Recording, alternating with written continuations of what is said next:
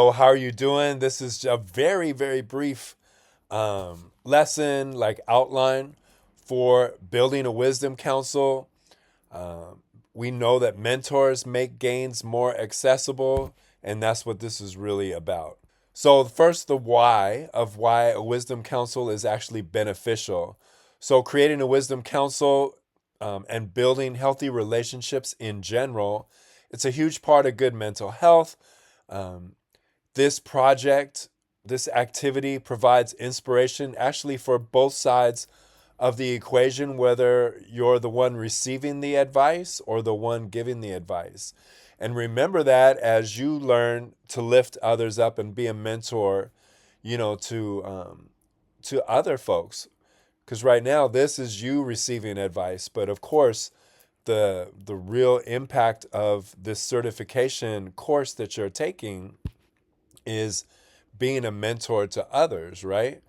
So, also using this wisdom counsel, it just builds confidence, right? And it gives a different perspective because you're gaining perspective from another person, typically another generation.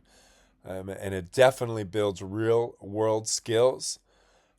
And we know through a lot of data, there's a lot of data on mentoring in the business world, in the professional world, but also in the educational world. Also, um, organizations that use mentoring programs, they just do better in in all metrics, in all areas of measurement, um, than those organizations that do not use it, right?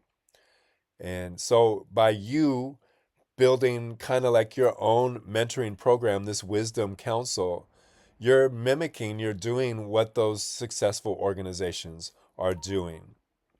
All right, first, now how to start. And this is coming at it from a perspective of if it's hard for you or difficult, challenging to, make new connections or build new relationships, right? So just start with people that you already have a connection with. It could be teachers, it could be counselors at school, it could be friends, it could be family members, right? There's also low pressure starting points, which are organizations, local businesses, like places that you go, maybe for restaurants that you eat, or any type of business or faith organization or community organization that you're involved in. And in this lesson, there's an empathy interview format that really helps you like start this whole process of building a wisdom council. And you don't need like 15 people on it. Just start with one, maybe two. And it could be one meeting. Maybe that's enough for right now. Or it could grow into more than one meeting. Um, it could be like every month, it could be every 2 or 3 months. It's up to you and the participants, right? The main thing is just to start. That's really the main thing. So before the initial meeting, right, just let them know, like, look, here's what I would really appreciate your perspective on.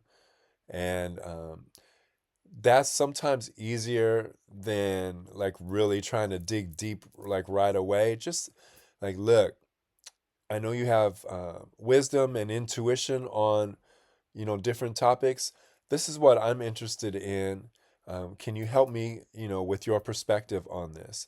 Ask them how long would you like the meeting to last? Check with them and yourself. What are you comfortable with in terms of do you want it on Zoom or in person, right? In a public setting, right? Whatever it is that's comfortable for everybody. Um, and then ask them what's the best way to prepare for our discussion. Ask their advice even on that. And then this is kind of flipping the tables a little bit in a really positive way. Would you like me to prepare perspectives from my generation, meaning your generation, right? Regarding a particular topic. So that's super powerful because that makes it a real discussion and it's not just, super one sided. During your meeting, begin with, like, really do your homework ahead of time on what you want to ask them, right? Begin with one focused question or just a general area of guidance that you're looking for their help on. And use these type of questions. They're like growth focused. Um, can you share your perspective about, whatever? Or how would you approach this particular challenge or scenario? You could ask them to role play. That's all that stuff is super powerful. And take notes while this is going on, right? Um, and don't be afraid to ask for clarification. In this certification, class that you're taking, this course, active listening is one of the lessons.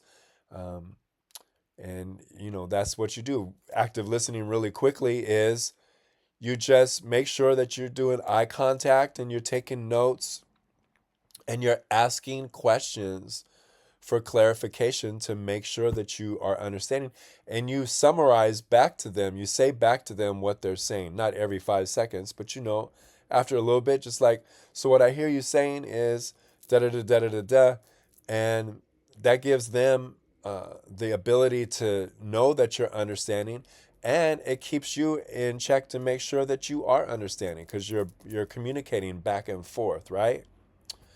So that's the initial meeting. After the initial meeting, definitely, as you you don't need me to say this, but I'm just being like, kind of like making sure. Show gratitude and appreciation constantly, right? Not over the top, but you know what I mean. Share how you use the information and advice that you received. Ask if there's a way that you can support them. Keep a knowledge journal to document what you have learned, like any insights that you have gained and actual gains that you have made because of their advice. Um, and try and keep this knowledge journal as a constant in your life, meaning not just from your meetings with them, but in between the meetings, you're going to be doing your own research and you're going to be doing your own knowledge seeking. But keep track of that stuff.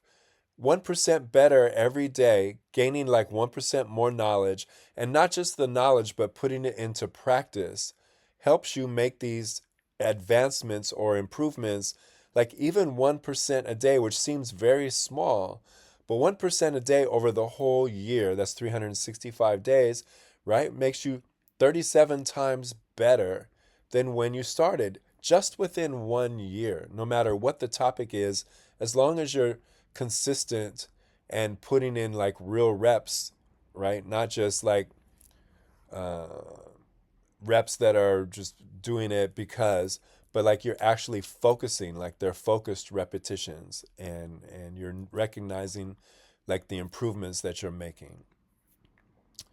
And then again, regularly review how this wisdom council idea and project is helping you.